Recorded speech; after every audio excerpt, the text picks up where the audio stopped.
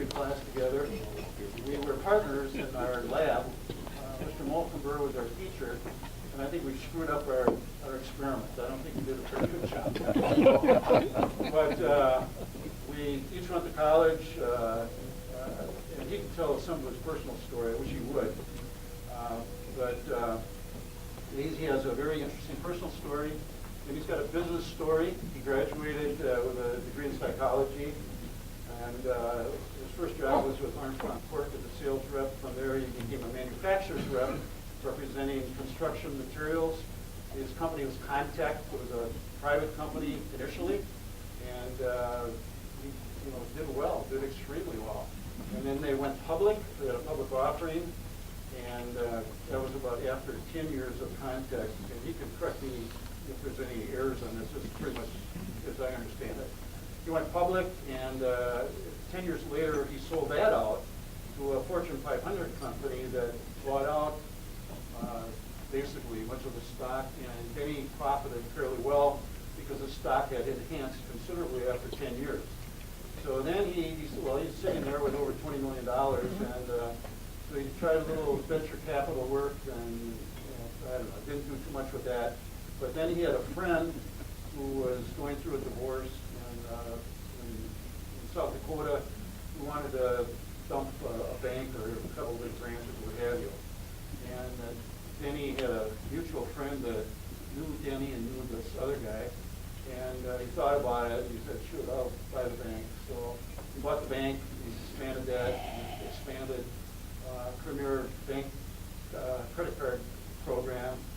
And he has been extremely successful with what he's done. And I talked to him about a month ago. I said, what are you going to talk about? And one thing I did say, I wish you'd talk about some of your leadership lessons. And these are my observable lessons that I think that he would probably agree with. Number one is the value of a positive attitude. I think he's been very, very positive through his years. Another is a lesson of self-confidence. You have to be confident to do what he's done.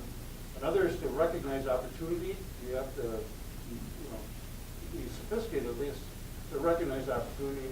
Another is take risks. Nothing happens unless you take risks. And another is the importance of a team. I know Denny has been very, very hard in building a team, a strong leadership team, and that's a very, very important element as I observe how he operates. And the last is a little luck. Sometimes just pure luck.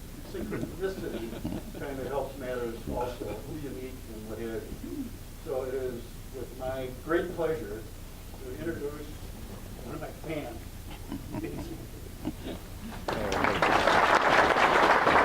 Stand up here. He said it all. I don't have to say anything. Is that coming across okay out there? Okay. I'm wired here. Well, Don, thank you so much. I have the great pleasure of having two of my classmates from St. Paul Central here.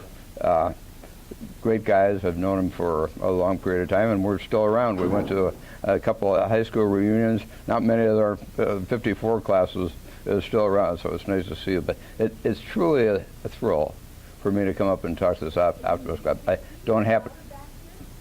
A little closer to the microphone. Yeah. Okay. How's that? Is that better? Is that on? I don't know if it's on. I don't think it's on. Hello. Is it on? Okay. Could we wait. pull this out a little bit? Sure. So that you are in the light. Good. Thank you so much. Is that better? Good. Okay. So I appreciate this attitude. I've had a motto forever. It's not aptitude. It's attitude that determines your altitude. And I mean, optimists live, eat, and sleep attitude. So I'm happy to be talking to you about my background and what I think of. I'm not a member of Optimist. I'd like to get a couple chapters started. Maybe I'm not sure what we have out in Sioux Falls. Do we have one? Okay. Or join up with one out there, and maybe in Vail, Colorado. So, Donnie gave you a little bit about my background. Obviously, he said I'm an entrepreneur, and A lot of you may remember the name Cedric Adams. He was a great announcer here in the Twin Cities. It was his son that was going through a divorce, and I helped him out of the divorce to get rid of a woman that no one liked anyway. And so it was a joy to help him out of that bad relationship. And so I bought this little bank from him out in South Dakota. It was an $80 million bank. Now it's a $3 billion bank. But he gave me a put. He said, "You can put it back to me in 2 years. I'll get back on my feet." And 2 years came along. I said, "What else can I do with this?" Well, Citibank is headquartered in Sioux Falls, as well as Wells Fargo, and a lot of the major credit card companies are headquartered down there because the state laws in South Dakota allow you to charge fees. We found a very interesting little niche, and that is people that are credit impaired. They've gone through a divorce or usually a health issue. They've overrun their health and wiped out their bank account and so on and so forth, or maybe lost a job. But they've had a good credit rating in the past, and so we know that they're tried and true people. So we give them an average of about $500 to get restarted, show what they can do. We report what they did, how they perform to the credit bureaus, and within a year or 2 or 3, if they perform well, then the big banks will come along and give them $2,000, $3,000, $4,000, $5,000, and it works well for them and it works well for us. Obviously, it's built the business dramatically. We're up to about 2,500 people in that organization today, and I'm having a lot of fun with it. Don asked me to talk about my background a little bit. He gave it. I was born over in the East St. Paul area, wound up over in the Midway District, a block away from McAllister College. And it was an absolutely great experience. Central at that point in time was, and still is, I think, a very, very strong contributor to education here in the Twin Cities and the St. Paul area. So, Don asks, what have I learned along the way? Probably the most important thing I've learned is to know what I don't know, and surround myself with people that do know.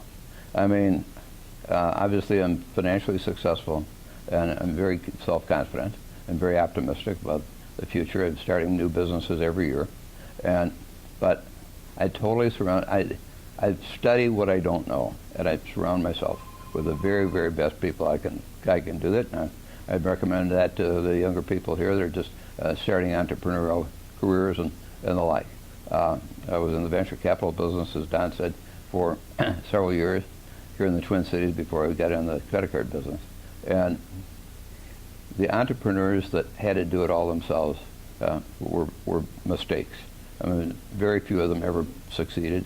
We did 28 venture capital investments, got 18 of them public, and that was a great experience, truly a great experience. And some of them now are very significant companies. So, philanthropically, I've had the good pleasure of already providing about $1.5 billion, and I have an estate that's probably worth $2 to $3 billion left in my overall operations, and I'm going to die broke. I've got it all planned out. A certain amount goes to a big organization called Sanford Health, who is all over Minnesota and headquartered in Sioux Falls, South Dakota. But we are now from the state of Washington all the way over to Lake Michigan, with 45 hospitals and 250 clinics, private nonprofit organization, and it operates very, very well. Yesterday, we had 50 of the top geneticists in the world. We've started a new program down there in the research area called Imaginetics, and no one else has done this in the country, and these top geneticists came in from around the world, really, to be a part of it. They're all subscribers to this program and contributors to that program. So Sanford Health is probably the biggest area of my philanthropy, but I like the education and health areas both, and I'll talk about that a little bit later. Probably the most exciting thing for me today, and the thing making the program making the biggest impact across the country, and you've got some educators right here on my table, is a program that I created after reading the book Men Are From Mars, Women From Venus. I went to a seminar. I read it twice. I went to a seminar. Most of the women have read it. How many guys have read it? Yeah. About half a dozen, something like that. But Dr. John Gray, who wrote that book, came to Sioux Falls, gave a Saturday morning seminar. 800 women there, 18 men. Doesn't surprise you, not one bit, because that's girly stuff. Wrong. Guys need it, as we all recognize now. They need a lot more. So I asked him to create a program for young children as a preventative measure to get boys and girls to understand that we are totally different. We think different, act different, so on and so forth. And he had me go down, and he said, I'm a social scientist. I don't have any credibility with the education community. So he said, you live down in Scottsdale, and ASU is a great university, and they do great research. So 9 years of research, they put out a program for me called Harmony. As a matter of fact, we're looking for a ex-teacher here with a minimum of a master's degree to get the word out in the Twin Cities. It's currently going into every school in New York City, every school in Los Angeles. Today we have 2 million kids being taught. By this time next year it'll be 5 million, it'll be 15 million the year after that. We take kids from age 4 on up to middle school before the bells and whistles go off and go through body changes and all the other stuff that happens in those middle school years. And this program is significantly successful. The teachers love it. There's less commotion in the classroom. It bubbles up. They say, the teachers tell me, it bubbles up to the older siblings as well as the parents. Hey, Dad, you can't treat Mom like that, and the like, and they can take it home with them. So it's probably overall my greatest success in the nonprofit area. It is making such an impact that every school system in the country is now asking for it. But we are looking for an experienced, well-educated teacher here, an ex-teacher, or soon-to-be ex-teacher in the area. So if you know of any, please contact me afterwards. Most of the major cities are covered, but Chicago and St. Paul are currently not. And my background, humble beginnings. I think it's humble maybe because I lost my mother at age 4 to breast cancer. I lost my dad at 22 when I was over at the university, and grew up in a very small family, little income over on the east side, and then got into Central High School. And that was an absolutely great experience, but I was never a very good student. Barely got out of college. And Don said, well, tell them about your personal experience coming out of high school. We had 3 buddies in our class that were going into the Marines full time. I was in the Naval Air Reserve at the time, but they were Marine Air, and we had a going away party for them. Surprise, surprise! There was a keg of beer down a basement of a home down on Lincoln Avenue, and everybody got pretty well lit up by that beer. And a couple of the guys walked across the street, almost got hit by a car, and the guy that got almost hit yelled out the F word, and the guy got out of his car. He said, I happen to have a lady here, and knocked him out right there on the street. So our buddies are watching this. A couple of them get down there in the melee, and all the neighbors are, a hot summer night, no air conditioning in the houses at that time. So we all wandered down, fighting and blah, blah, blah, blah. Someone took my license number as I drove away, and they cut me over in Lexington and it was a White Castle on Lexington Avenue and University. Okay, so walk in, whoop, I'm under arrest. And it was absolutely one of the craziest things that I have ever done, getting involved in that. But it worked out the very best. A couple of my buddies got 6-month sentences. I got a 90-day sentence. And after 30 days, I was lucky enough to get an audience with the judge that sentenced me to 90 days. I said, Judge, look, this is the best wake-up call I've ever had. And thank you, thank you, thank you, thank you. So if you let me out, I was just gonna go in the Navy and be a swabby and all that type of thing. If you let me out, I can't live like this. And the guys in the workhouse here, and it was tough work in the workhouse. This is just not what I'm meant to be. So if you'll let me out, I will try and get in the university and so on and so forth. And 31 days, 15 hours and 2 minutes later, he sprung me, and it was 35 days, and his name was Judge Archie Gingold. Some of you may have known him. He practiced here in town. Very, very good judge. But that was my first real wake-up call, and it worked out very well. So from there, I did get in the university, a scholastic probation for 2 years because I was not a good high school student, but made it through, graduated 4 years and a quarter, degree in psychology, and that was a great experience for me, truly. Outside, I've had 2 wives, and they're both very dear friends. I have 2 grandsons, and two sons and 2 grandsons, and they're the joy of my life, especially the grandsons. My youngest one, 13 years old, has won 5 state golf tournaments already. I mean, he's just a little marvel. Jack Nicklaus had heard about him. He invited he and me to come down to Florida and play with he and his grandson. And that was just 3 months ago. I mean, what a thrill! What a thrill for Jack Nicklaus. Now, how do you tell a 13-year-old just turned 13 who Jack Nicklaus is? It doesn't ring out, but he's now read a lot of books on him and so on and so forth. Jack initialed a couple of golf clubs for him and so on and so forth, and that was absolutely a great, great experience. So outside of family stuff, I do a lot of skiing. I golf a lot. I've won 46 golf tournaments, some not by myself, member guest tournaments, so on and so forth. And I've raced sailboats all over the world against Ted Turner and Dennis Connors and so on and so forth. Never beat Dennis. I've had a race against him down in Florida. He got me by 3 feet after 7 hours of racing. That was a killer, because that's the one I wanted. That's the one I wanted the most by far and away, because he's America's Cup guy and so on and so forth. So, childhood jobs. My dad started me, and he had a small clothing distribution center where he would buy big quantities of Wrangler jeans and parkas and that type of thing, and sell them to small town merchants who couldn't buy direct from manufacturers. Their orders were not big enough. So that was down in downtown St. Paul.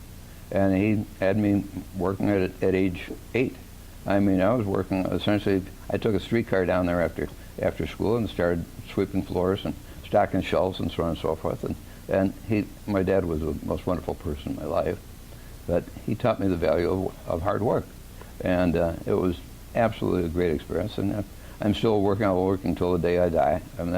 I love it because I think I'm accomplishing not so much for myself anymore, but for charities that I really enjoy. Charity-wise, I created a couple years ago a program called Sanford Institute of Philanthropy. St. Thomas is going to start offering it. Here I heard a couple of people talk about their philanthropic organizations. St. Thomas will be teaching this essentially to the boots on the ground fundraisers for nonprofits, be they volunteer or staff, to get out and properly and professionally present their cause, whatever the cause is. We created a book, but yay thick. It's available on Amazon, Cause Selling, The Sanford Way, and it's going nationwide. We're taking independent, private, nonprofit colleges. St. Thomas will be offering it here. Augustana down in Sioux Falls is offering it. We've got another one down in Nebraska. Private, nonprofit colleges will be offering it. And we used the 3M manual on how to present things, and we converted it from products to cause selling. And it has really, really worked out well. Just met this morning before I came up here from Sioux Falls. I met with one of the largest philanthropic organizations, and they have 35,000 members, professional organization, and they want to add it to their entire program. So Don told you a little bit about my business work. I was with Armstrong Corp for 1 year. I started this company by the name of Contact. Now I'm in the banking business and credit card business primarily. That's my source of income. Again, I'm going to come back and say, what's my business philosophy?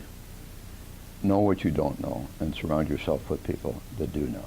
And you'll just advance so much faster. I mean, it just works that way.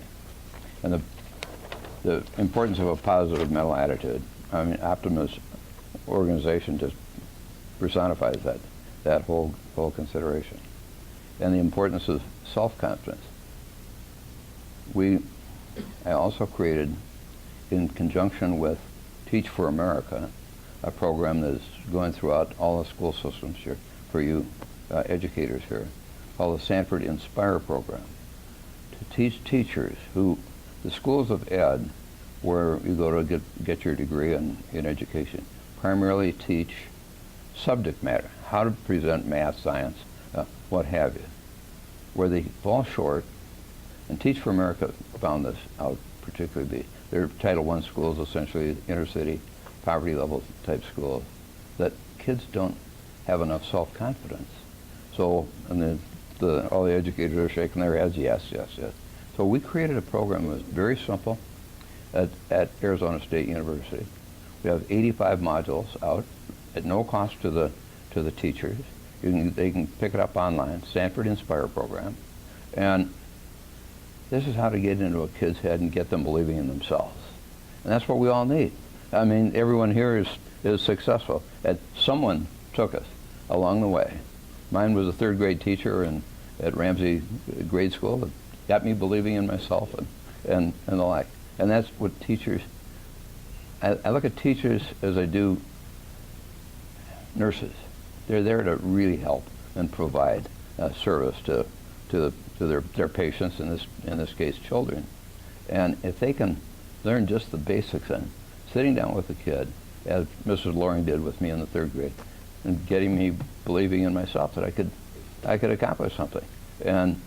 But that there's not been, in my opinion, enough education in that line as opposed to subject matter education.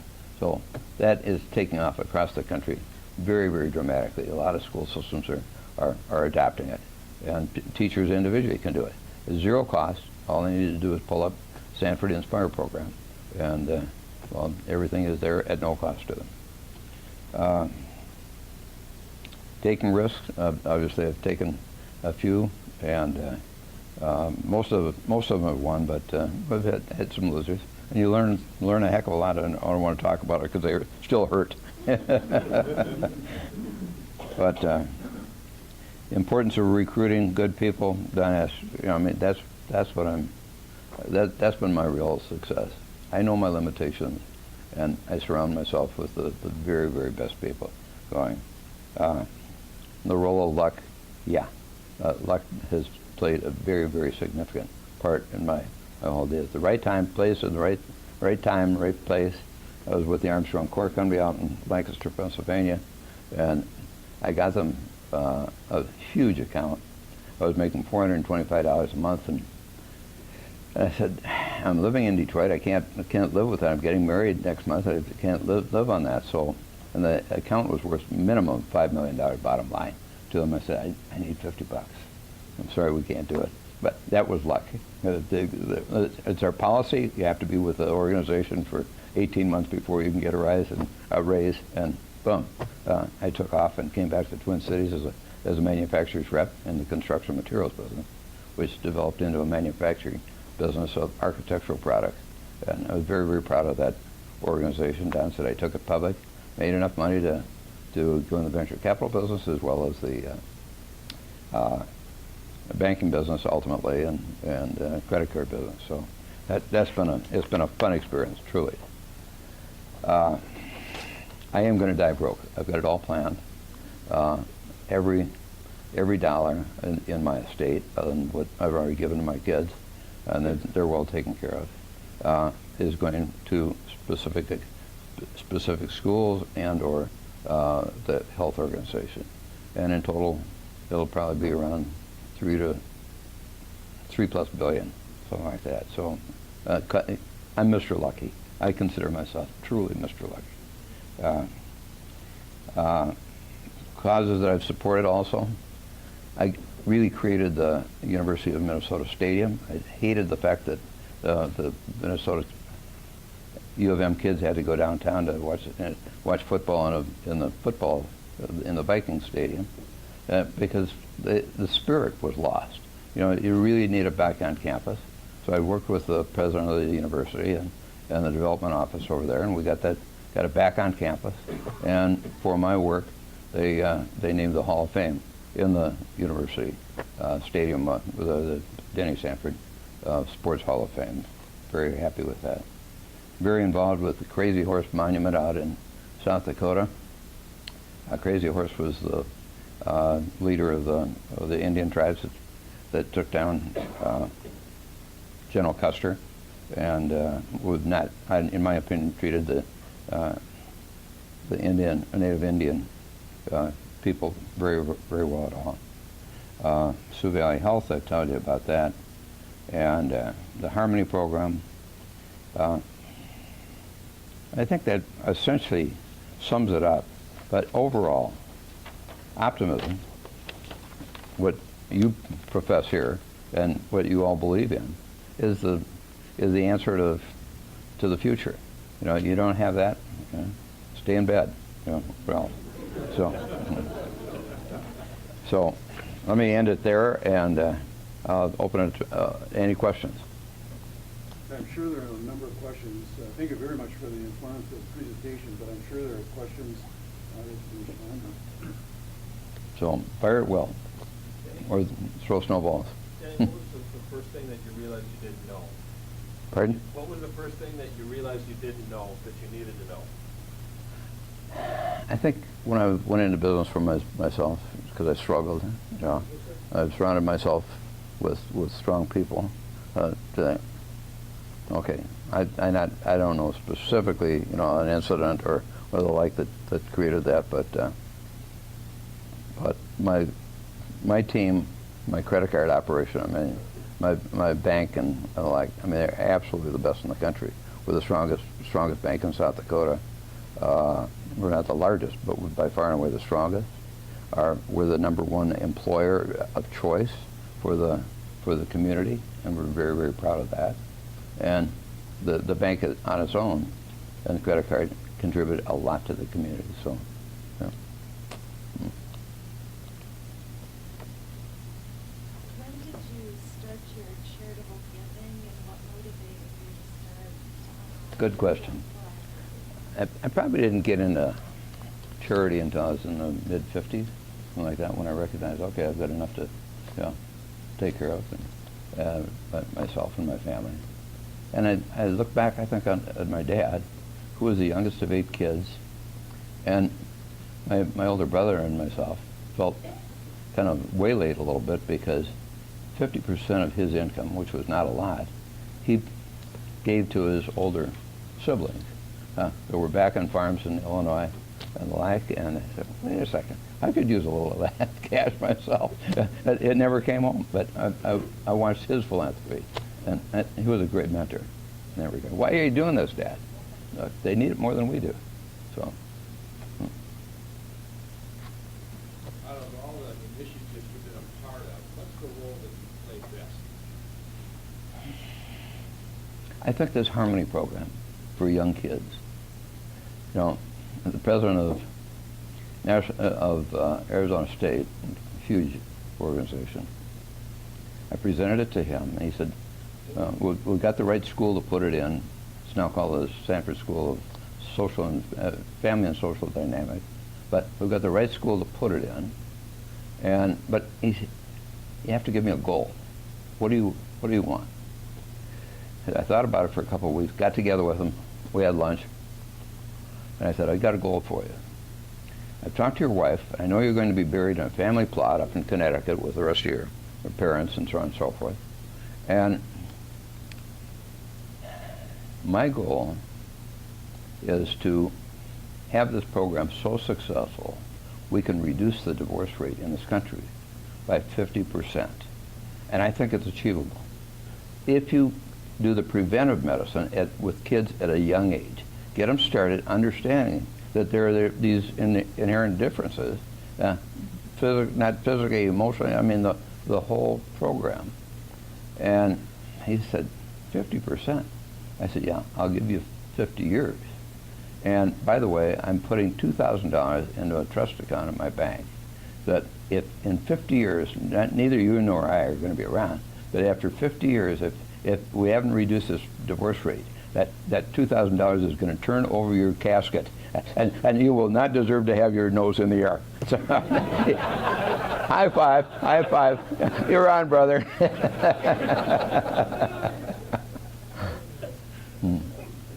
Way in the back. Other philanthropists? Yeah, I belong to an organization called YPO, Young Presidents Organization, and CEO, Chief Executives Organization, and quite a few of those people at the older age. I also happen to be a member of the Giving Pledge group with some guy that made a couple bucks out in Seattle by the name of Gates, another guy by the name of what's his name down in Omaha? Yeah, but I see the enthusiasm. Zuckerberg just joined that. His wife is very philanthropic as well, and you'll learn. That's what we talk about at those meetings, essentially. How best to, and safely and smartly invest our money, because it's an investment. Essentially, I look at myself as a full-time investor, whether it's in causes or in businesses.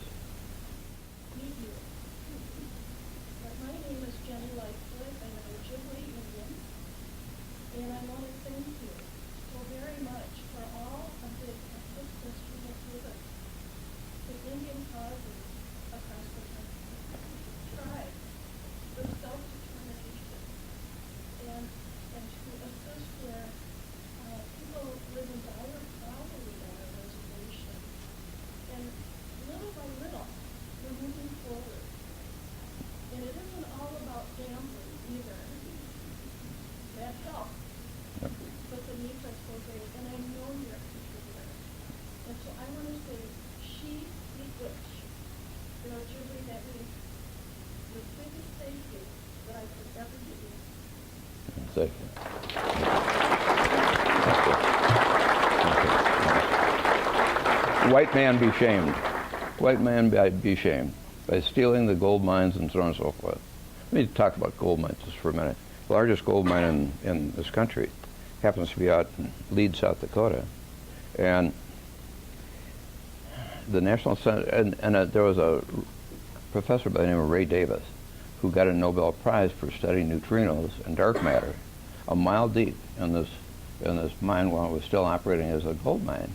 And they stripped out the easy to acquire gold ore out of it, and then they took it to the state of South Dakota, and they said, hey, if you want to do this and keep laboratories going, or start a laboratory, we'd be happy to donate it to you. Well, we went to the National Science Foundation. They donated several $100 million to it, and now we have about 350 full-time, very strong scientific people studying dark matter and neutrinos a mile deep in the ground, and at 4,850 feet, almost a mile down. I looked for some of your relatives down there. They said, we're coming out of hell. When's Don coming? When's Don going to join us down here? But the Bureau of Energy, Department of Energy, just committed $1.2 billion to that laboratory. It's called the Sanford Laboratory, underground laboratory.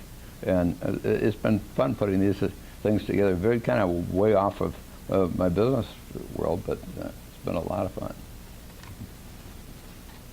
Sir, could you tell me a little bit about your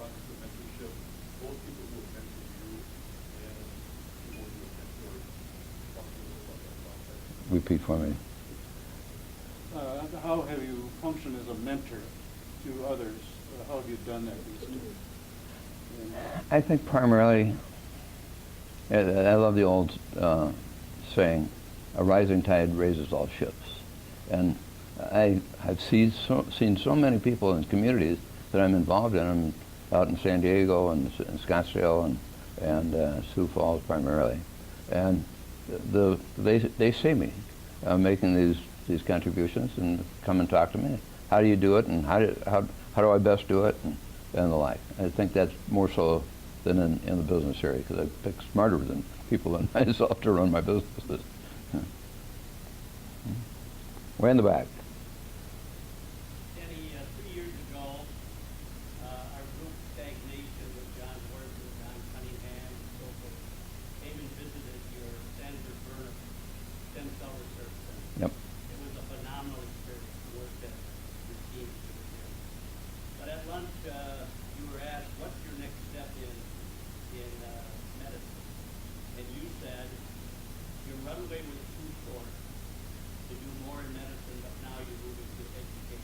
Well, And I just want to applaud you for what you're doing. yeah, good question. I donated a lot for breast cancer on behalf of my mother, and type 1 diabetes and several other causes.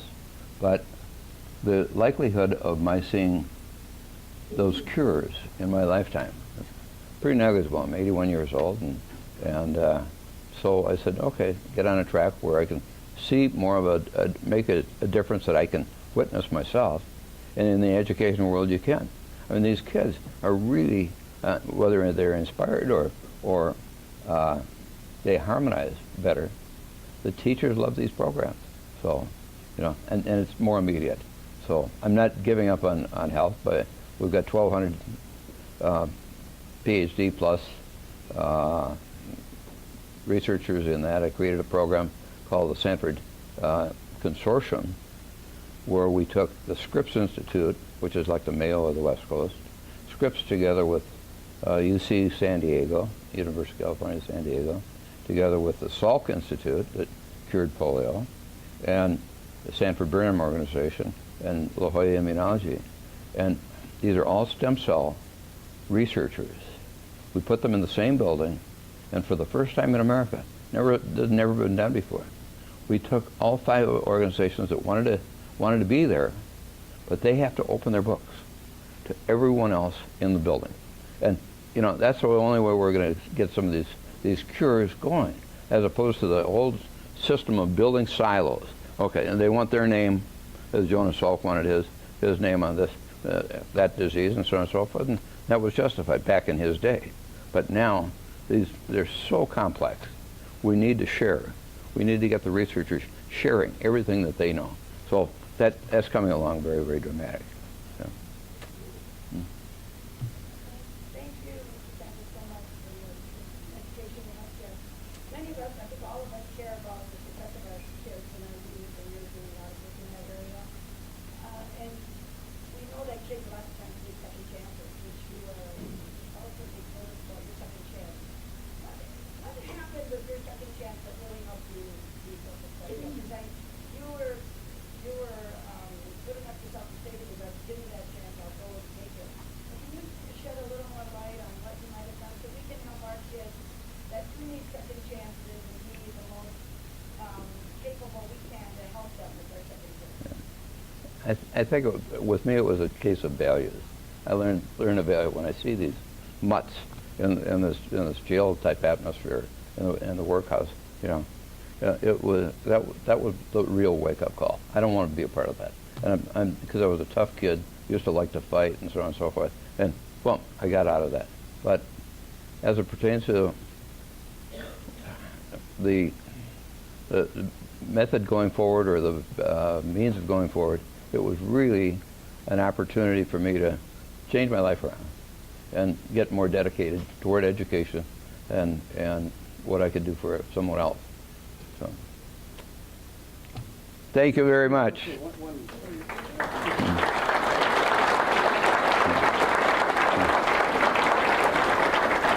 Call me Mr. Lucky.